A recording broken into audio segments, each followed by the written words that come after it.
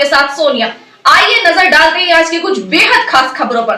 तब तक के लिए बने रहिए स्टार न्यूज प्लस के साथ। नवीन जैन जी के कार्यालय पर अटल बिहारी वाजपेयी जी की जयंती मनाई गई।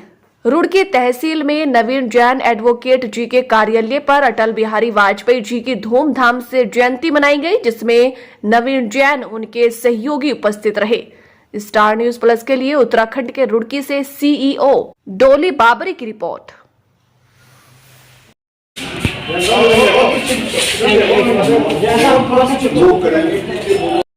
महापुरुष भारतीय इतिहास के हीरो कहा जाता है, कोई यहाँ तक अटल जी के बारे में, इनके बारे में कुछ कहना शायद सूरज की रोशनी दीपक दिखाने के समान है।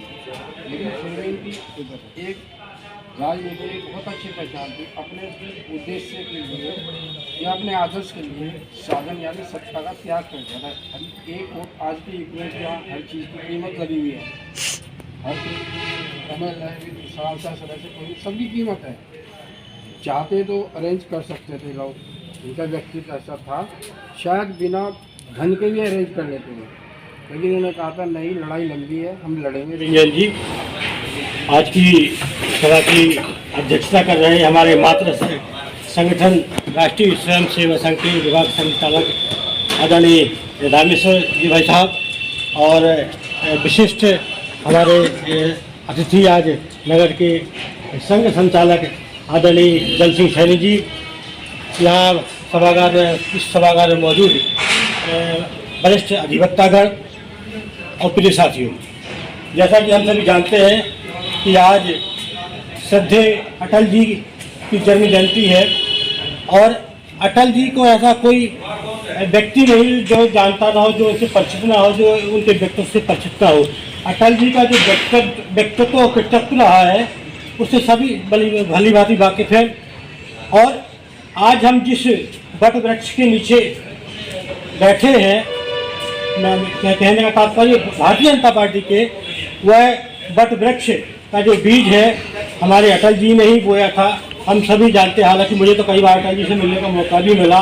मैं जो है ग्वालियर जब चुनाव लड़ा था तो मैंने बूथ पे उनके लिए काम भी किया है, तो मैं उन्हें भली भांति जानता हूँ। एक बार जब प्रधानमंत्री जब बने थे तो फरीदाबाद में एक हमारा जो है डेलीगेशन से मिलने गया था, तब भी मेरी उनसे जो है मुलाकात हुई है। तो मैं कह सकता हूँ कि उनका जो व्यक्तित्व इतना सहज, इतना सरल, इतना सात्विक दिन है कि दो भारत रत्न की जन्म तिथि है और हम लोग उनका ये उत्सव मना रहे हैं इस तहसील के प्रांगण में। और इसके लिए सारा श्रेय जो यहाँ कार्यक्रम आयोजित होती है आदरणीय जैन साहब को जाता है। बहुत ही सभी के लिए जन्मतिथि हो या कोई तिथि हो, सबको निमंत्रित करते हैं, बुलाते हैं, ये बहुत खुशी की बात है। अटल जी को मैंने 1965 से देखना शुरू किया, जब उनके बाल काले हुआ करते थे, was quite young at that time. और संसद में भारत जनसंघ के केवल 2 ही प्रतिनिधि होते थे, अटल जी, और बड़ा ही प्रभावित मैं हमेशा हुआ। और उसके बाद जब प्रधानमंत्री का चुनाव आया और उसके लिए मैंने मुरादाबाद में जब उनको